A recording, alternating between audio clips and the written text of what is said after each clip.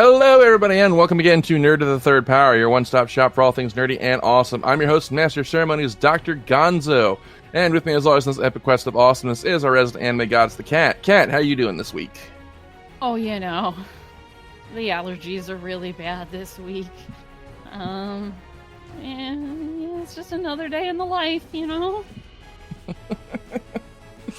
Okay, well, glad you managed to make it here, and I'm glad that I managed to stay here. We've been having a lot of rain where I'm at, and so I'm kind of afraid I'm going to get washed away by the tide.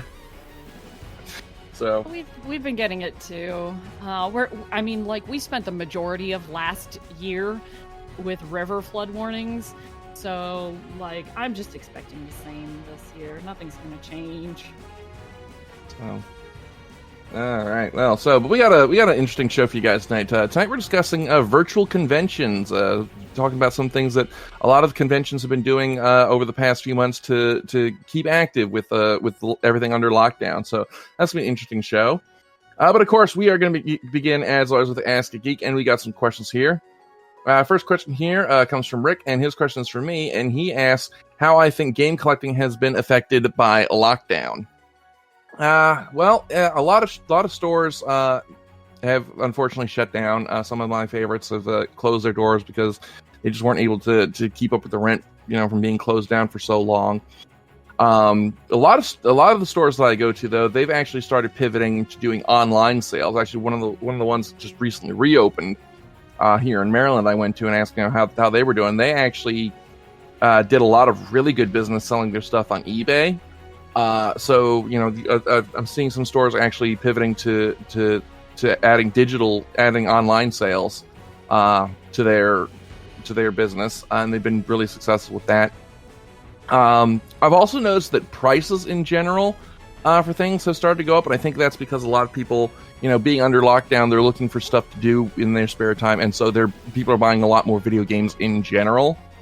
Another thing that's kind of coinciding with that is we're kind of approaching for the GameCube and the PS2 what I've heard some people call the Turbulent 20, which is the 20-year anniversary of the console, and so people who grew up with those consoles are starting to get nostalgic, and they're buying up all those old games that they had when they were kids, and that's driving up the demand for GameCube and PS2 games. Not so much for original Xbox games, which I find a little surprising, but that's a whole other discussion on my theory on that.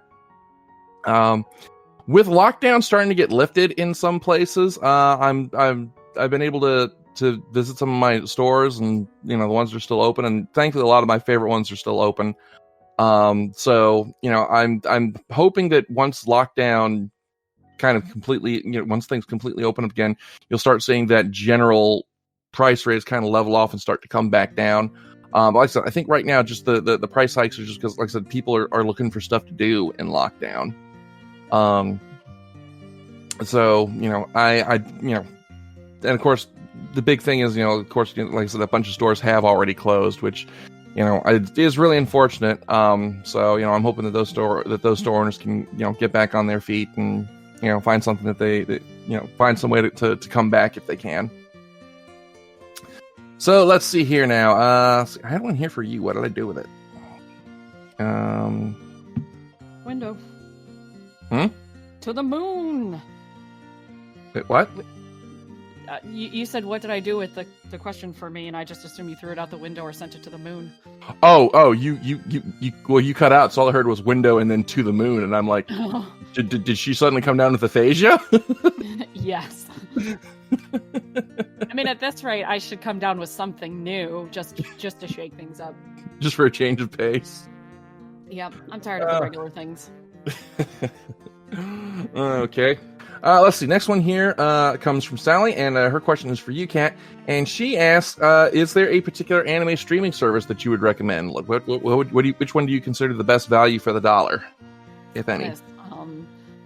I mean, if I had to just throw one name out there, it's Crunchyroll. It's really hard to believe that there's anybody who just doesn't already have their preference picked out.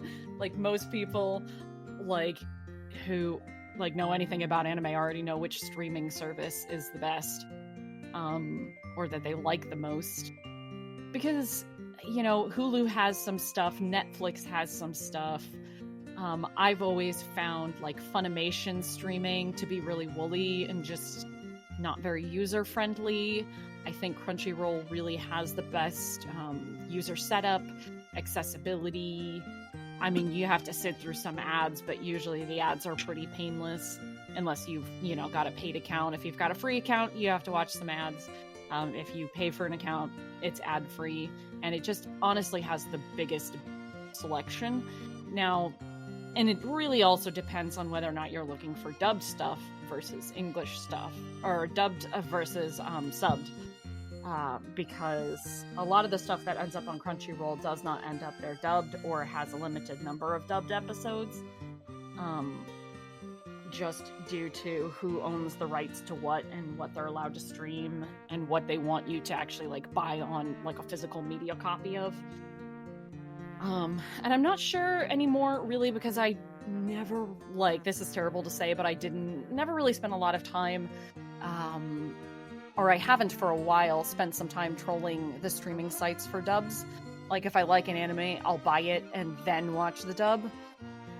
So it's been a while since I've paid attention to how many dubbed episodes any given show is putting up online. Because Funimation used to do a thing where they would put up like a whole series subbed and then maybe 3 or 4, maybe 5 episodes dubbed, just to sort of get you sold on it so that you would go out and buy the physical copy, or make you pay for the service or something like that. But overall, to answer the question, Crunchyroll.com, they're a pretty good company. I know some of the people who work there, and they're really nice people running it for the most part. So, like, I'll always throw some support their way, but they just have, like, the most massive catalog, and that comes from the idea that they're generally not dubbing their product. So they can get stuff up faster and not have to worry as much. So they're carrying other people's titles as well as their own titles. So, like, they don't have all the same expenditures as like Funimation or one of the other anime companies. So they're just getting stuff up online, and it's really great. Their model's been that way for a long time, and that's sort of how they've become the leader. They, above all the other companies, really pioneered the online streaming thing, because if you know anything about the anime industry, you know that it pretty much came on the verge of collapsing a few years back, on a large part due to piracy becoming easier and more popular thing to do than to actually buy physical media copies. So there was a big, huge push towards getting legal streaming available, and Crunchyroll really got their foot in the door as soon as they possibly could. I think, if I'm not mistaken, they actually used to be an illegal streaming site that went legit. Don't quote me on that, but that's how I seem to remember it happening. But in any case, like, they really have paved the way for everyone else to they basically like set the bar for the other companies to start streaming their shit.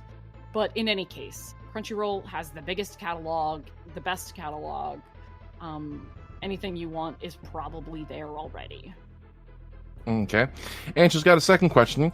She says, Gonzo talks a lot about game collecting in that scene. Is there a similar scene in the anime community?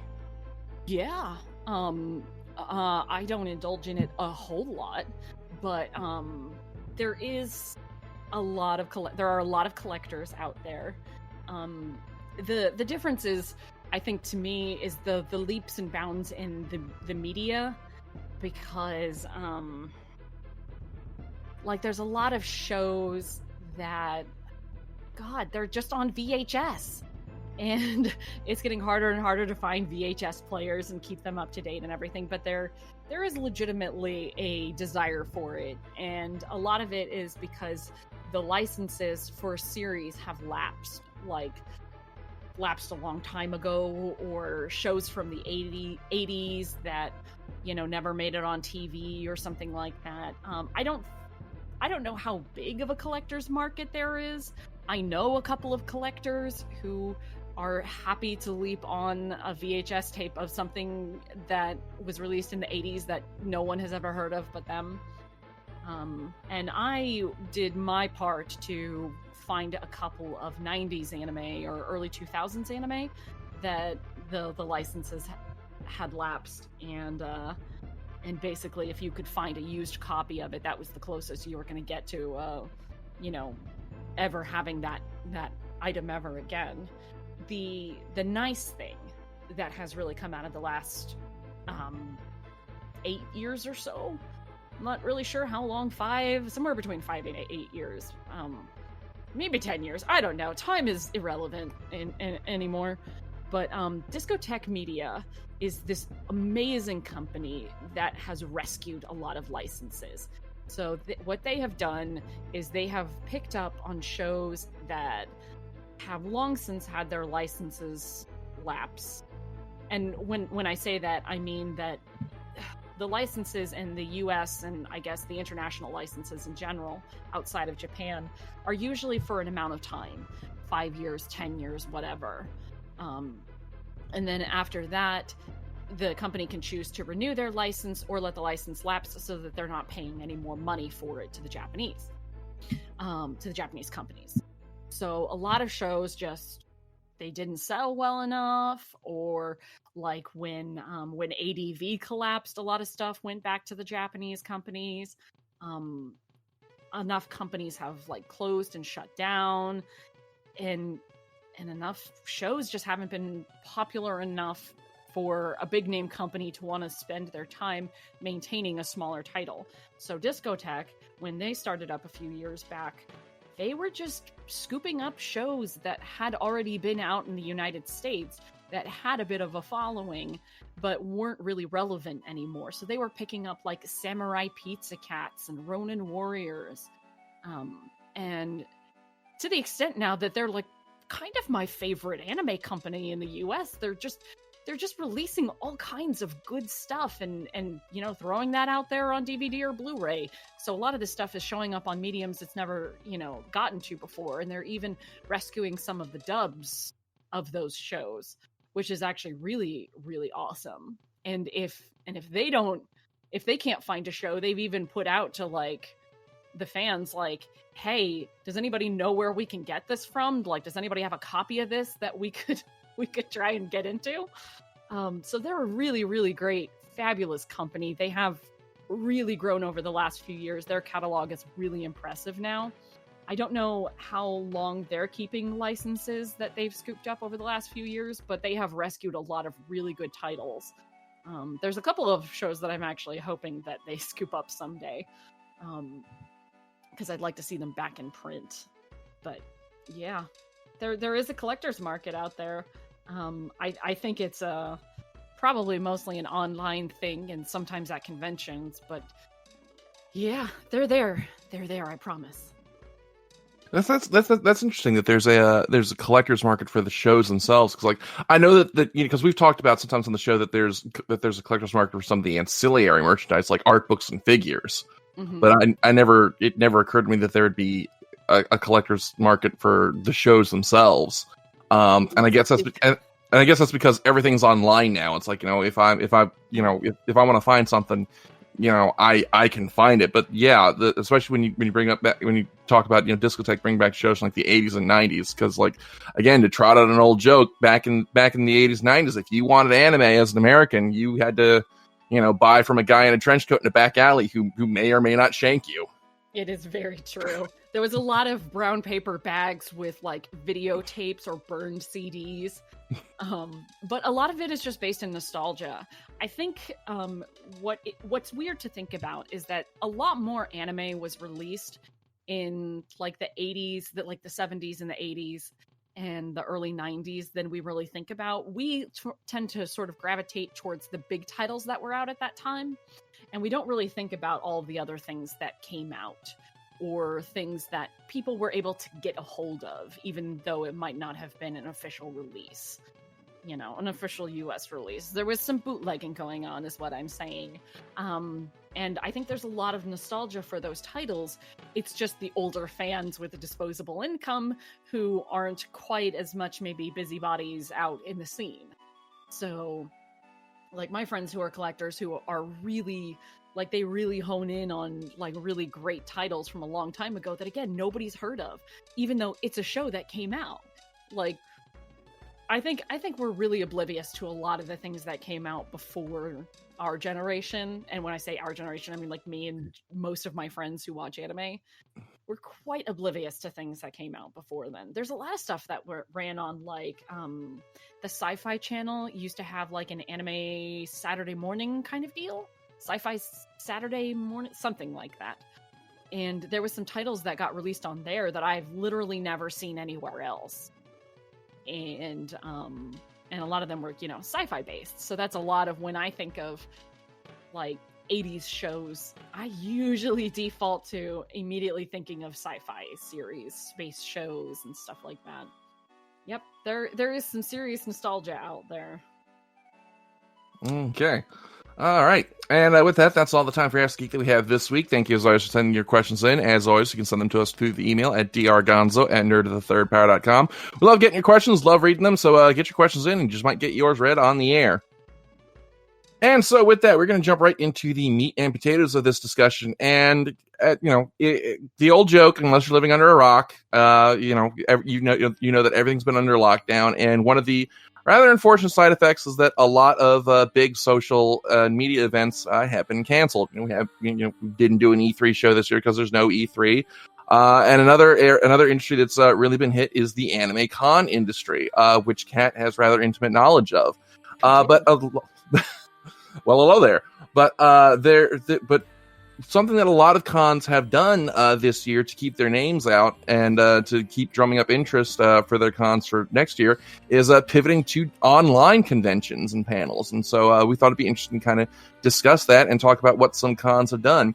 And Kat, you actually both work for a con, and it's one that's actually done some digital stuff this year. So why don't you tell us a little bit about that? Okay. So first, I wanted to talk a little bit about how much this pandemic is affecting the convention scene on the whole, and not just from the anime con's perspective. So for those who don't know, I am one of the directors for an anime convention. We're like a mid-size anime convention, like a 6,000 person convention. And we've been around for, this would have been year 15, would have been. So I've been doing this for a long time now, like 13 years or so.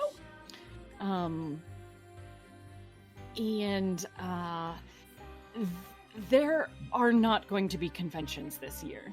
Like, anything from here onward, it's just not going to happen. There's almost no chance that at the rate we're going to be able to have in-person conventions this year. Almost every city has basically said no gatherings of that size, or the convention centers have put down their foot, or the convention staffs have put down their foot, because it is simply too dangerous right now with the state of the pandemic. So it is the hardest decision that you can make, because these conventions take a lot of people and a lot of time.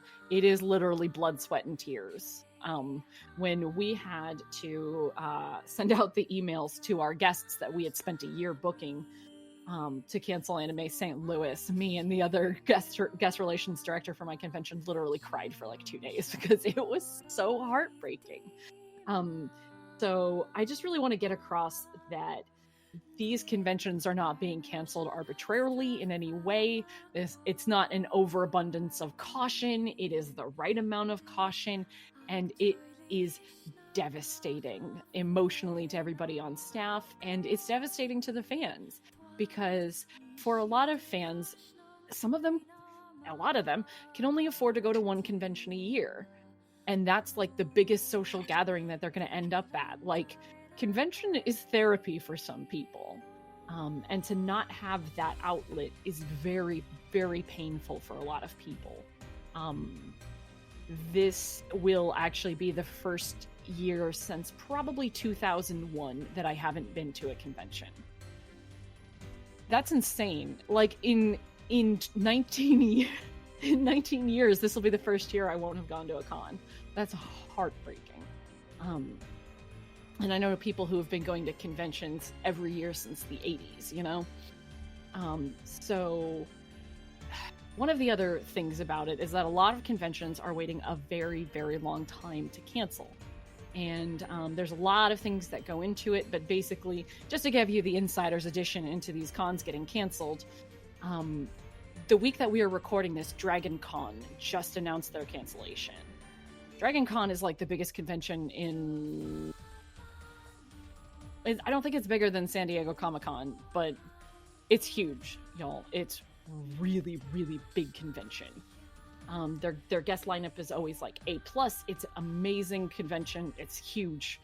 And for them to cancel is like astronomical, because they had been insisting up until recently that they were still going to happen. And typically what these conventions are waiting for is a force majeure. They're waiting for an act of God. Contractually speaking, an act of God will basically get these conventions out of having to pay fees that will economically collapse them. So if your local convention hasn't canceled yet, they are waiting for something to be declared an act of God. There really aren't going to be any conventions for the foreseeable future. So anyway, that's just sort of... Go ahead. Sorry.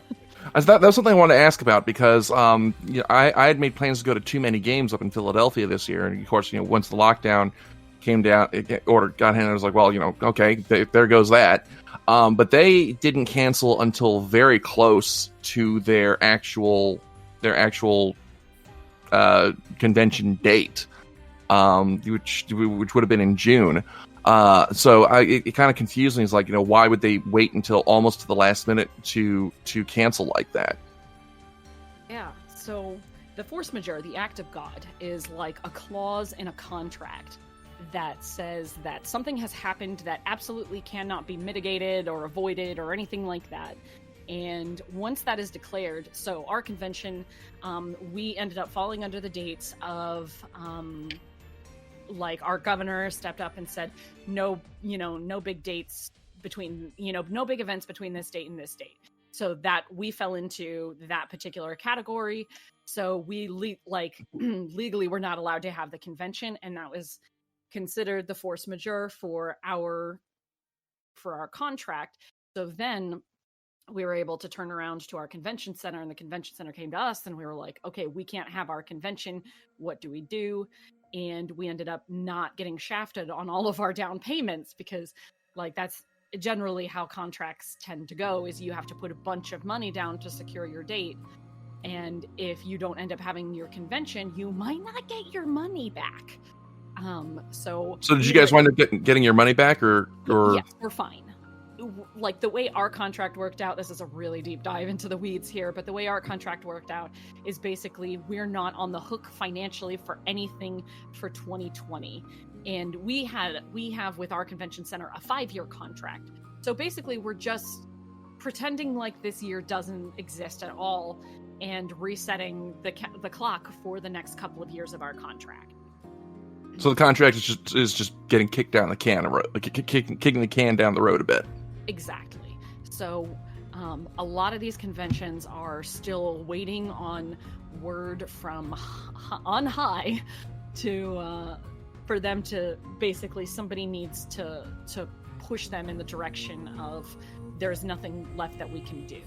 Now, the other problem is that most of these shows cannot get rescheduled due to the size of conventions and the way that this pandemic is basically not going away anytime soon. There's nothing that you can do to reschedule. We were offered rescheduling options, and we weren't going to be able to get anything on a weekend for the rest of the year. So it was like, okay, 2020 is just canceled, and we're just gonna move on and start planning 2021.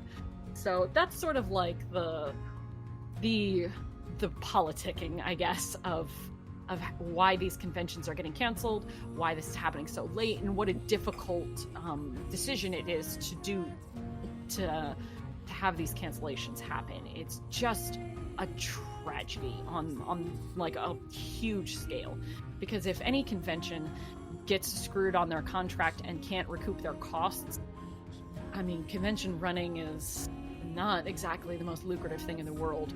It will collapse some conventions. So what a lot of conventions have done, if not to make money, but perhaps just to fill that hole, is to go online. Now, these are great opportunities for conventions to keep engaged with their audiences. When the pandemic first hit, we knew that there was a chance that ASTL was going to get canceled, and our programming director immediately began planning an online version, even though we hadn't officially canceled yet. She was immediately researching what other people were talking about doing, how it was working, what it would take, the technological requirements, recruiting people before we had ever canceled. And we were one of the earlier conventions to plan it, execute it. So not that many conventions had come before us, and there have been many, many online conventions since. And there will be many, many, many online conventions this year. There are a lot of really awesome perks to doing online conventions.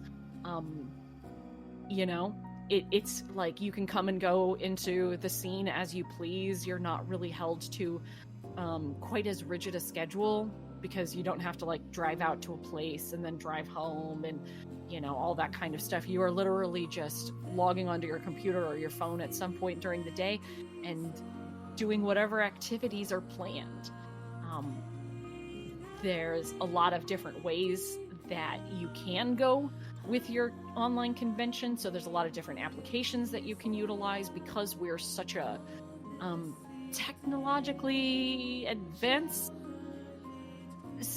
civilization now. There's a lot of options of, some are going to go through a Facebook thing, some are going to maybe do some Instagram stuff, some are going to go through Discord, some are just going to build a website.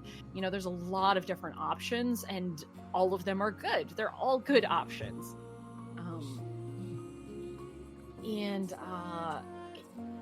It's free. That's the whole, one of the best things is that most of the conventions are not charging for anything.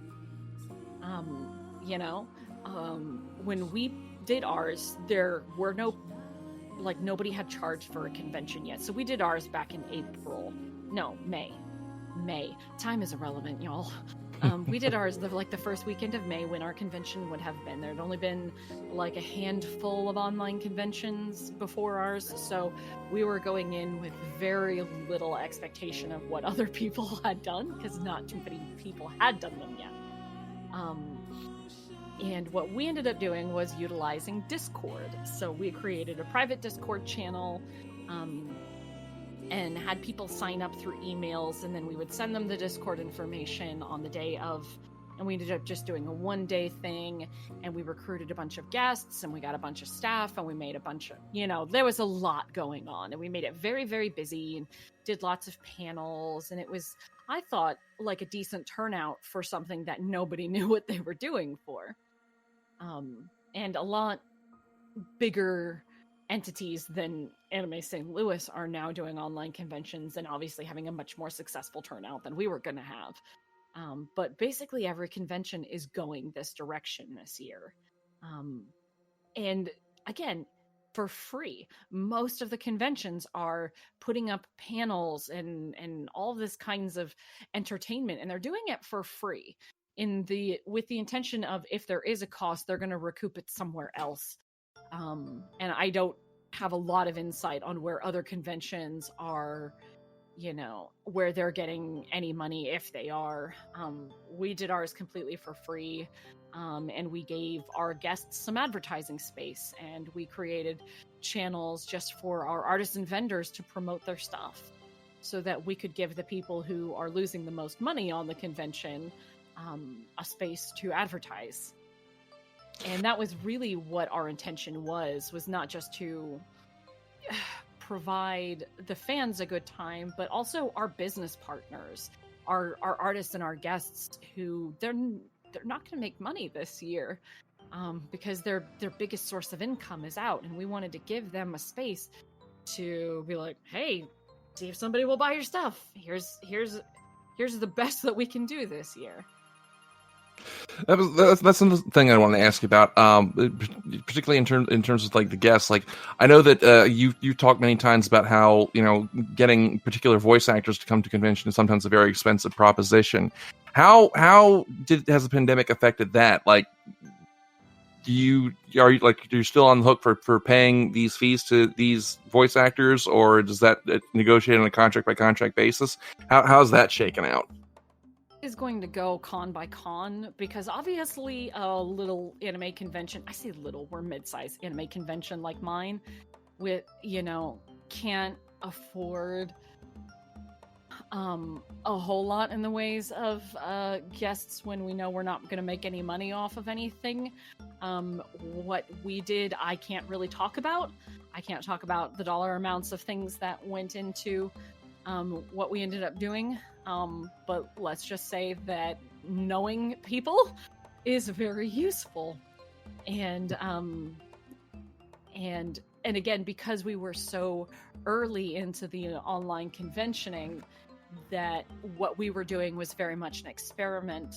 And a lot of our guests who came on knowing that whatever happened was the first of its kind. Nobody else had done what we were doing. And if it didn't play out exactly how we all intended or we foresaw or wished it would, that it was because this is the first time, and further down the line other conventions would have more experience and would be able to learn from us, basically, which is a weird thing to talk about. But I do know that like bigger entities, the big Comic-Cons that are having activities, I know that some of them are paying their guests. I know that they're in a better situation financially than we are. So there's not much to worry about on that end. But what the guests are sort of banking on is, in just the last few months, there has been an explosion of ordering autographs online. There's a couple of, maybe one or two services that I'm aware of where fans can go online and purchase prints or, you know, pops or something that has been autographed. And a lot of guests already have those services available on their website, but for a lot of people who don't know a lot about selling stuff online, there are services that they can utilize, that probably take a cut out of the cost, I'm sure. So I've been, paying a lot of attention to, okay, now this guest has an account up on this place, and now you can get their autograph online, get a pop vinyl signed or something like that. And I think that's where the guests are trying to make their money, because if whatever money that they're making from the conventions, these online showings, unless it's a big entity, they're probably not making that much. And I can say for absolute certain that a lot of these actors and cosplayers, and a lot of them are hurting real bad. There's a lot of struggle, like with the voice actors, to be able to record remotely. You'd think, oh, all these actors have their own home studios. That is not the case. And the equipment itself is very expensive, and to get the high quality that you need is very, very expensive and time-consuming process to purchase and get set up, especially during a pandemic when shipments are not moving very quickly. So I know a lot of them are pushing to make any kind of income that they can. And hey, if you need a list of actors you want to support by purchasing their autographs, I have a long list that you could go check out if you want. But Yeah, it's really tricky. I don't know how someone like Wizard World has been doing these huge panels with big names. Every week they're like, "Hey, we've got this these famous actors from this TV show that you like. They're all going to get together this weekend to talk about their show. Come see it. It's free." And I'm like, "How are you affording this?" I don't understand all of the monetary wheels that are grinding in order to make all of these things happen. I only know what we ended up doing, and I can't really talk about the financials of it. Okay. Hopefully that answers the question as vaguely as I can. Okay. My next question now is, assuming that the pandemic ever does end, and we're not simply just struck by an asteroid or something, just hard reboot on human civilization. Do you see these online offerings as being something that will continue, maybe throughout the year, even when the convention is still running on its regular date, as kind of an extra marketing tool? Because it seems to me like the convention scene has kind of struck gold as far as finding like a new venue of drumming up interest and engaging with its audience, even when the convention, isn't actually, still drumming up interest all year round, as opposed to just on the actual air date. Yeah, actually, again, like we can't even begin to know what the convention scene for 2021 is going to look like. And that's been a real challenge for trying to plan for next year. But like I said, I don't think there's going to be any conventions the rest of this year. So if you've gotten one in before March, good on you, because nothing's happening. But 2021, we could see a big turnaround, and we could see conventions starting back up. It's really difficult to say what kind of measures are going to have to put in place to make that, safe and healthy for everybody involved. We just don't know what that's going to look like. So we could see early next year the continuation of online only conventions, but I really genuinely think that side events, so not the main event, not your convention weekend, but little in-between events could be geared towards going online as a thing going forward. Because here's the thing, nobody knows what they're doing right now. Creating these online shows is staff of a convention reinventing the wheel. We know how to run an anime convention. We've been doing it for over a decade. We know what we're doing, what needs to be done when, and what tools we have to utilize. When it comes to doing an online convention, we are literally reinventing the wheel of how to run a convention. We had to basically come up with every single thing from scratch. And that was a huge difficulty for us, because we're having to explain how certain technologies work to our own staff, to our guests, and, is really, really extremely difficult thing to do. And every convention, because every convention is going to be run differently, all of these online shows are going to all be run differently. Everybody's doing the same thing. We're all reinventing the wheel until we figure out what works for us. But come next year, now that we've all had the experience of running our own online convention, we already know what it takes to put it on. We already know what we need to do and how we need to run it. It's so much easier. We don't have to think quite as hard or work quite as hard to make it all work. So we're going to be able to potentially say, okay, let's say our convention is in April next year. We could do a Christmas event, like not an in-person Christmas event, mind you, but some sort of wonderful little, online Christmas event, or something for Valentine's Day. We could do anything now, as long as we promote it enough to get a couple of people interested.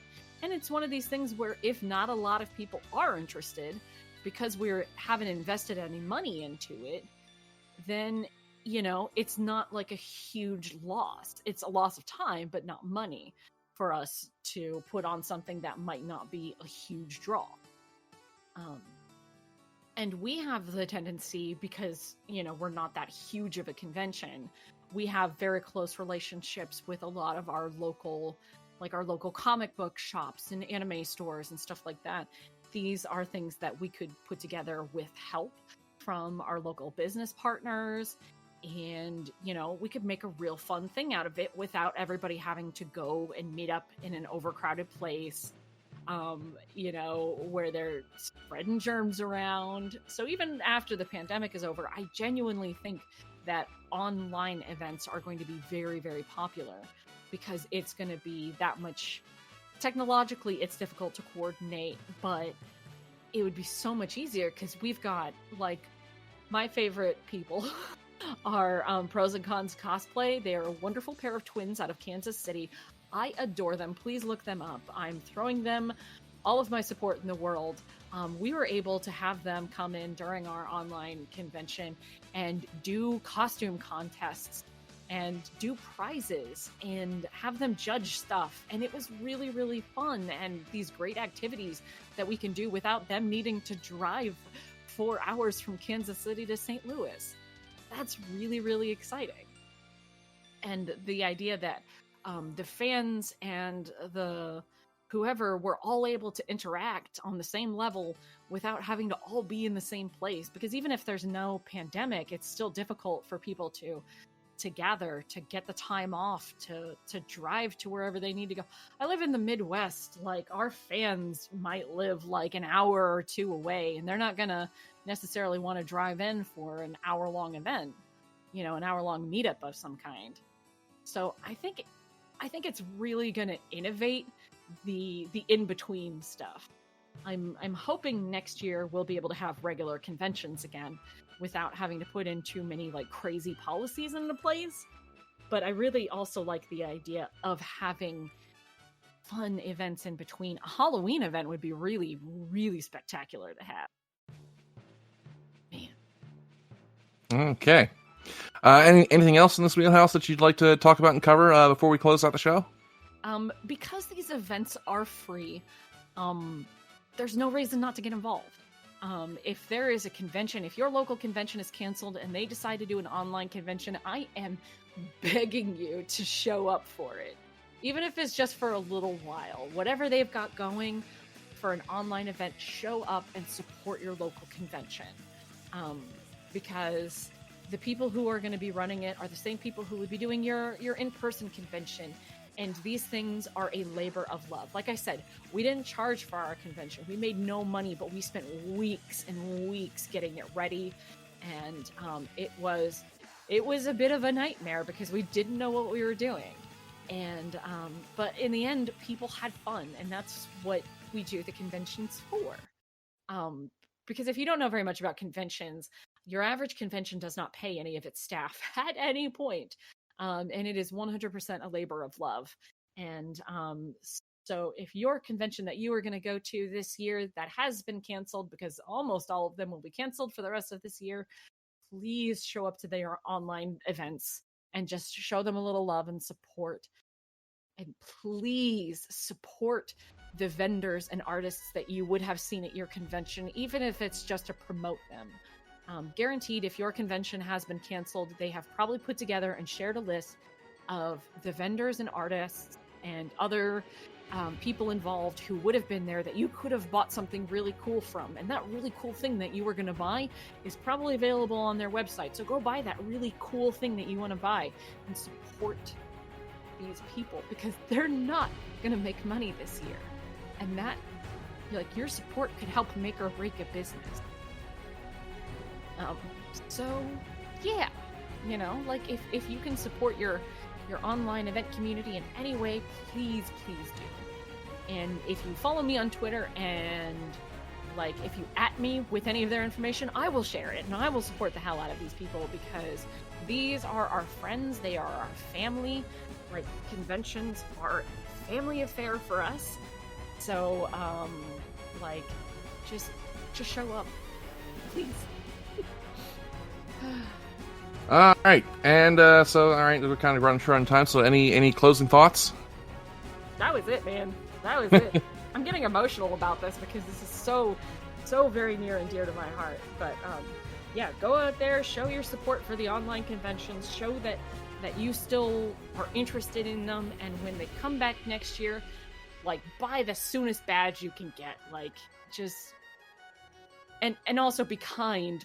Please be kind to the staff, because we're all in a pandemic, and we are struggling the same human struggle that everyone else is having, while also trying to deal with this thing that we spend, a year working on collapsing around us. And there doesn't look like there's going to be any monetary relief coming from the government for our particular sector. So, we are we're part of an industry that could potentially have some major financial setbacks this year, if not partially collapse.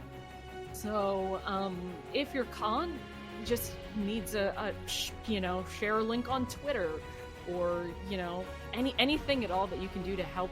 If you love your local convention, support them, even if it's just sharing a link or showing up to their free online convention. Every bit of it makes a difference. So if you love cons like I love cons, and I love them on a deep, deep level for the last 19 years of my life, please show up and support them. Alrighty, and with that is about all the time that we have for Nerd of the Third Power this week. Thank you as always for tuning in. We'll see you guys next week for Fools Who Ride, and then 2 weeks after that for our next rotation.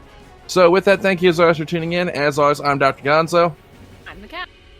We'll see you next week. Taka, play us out.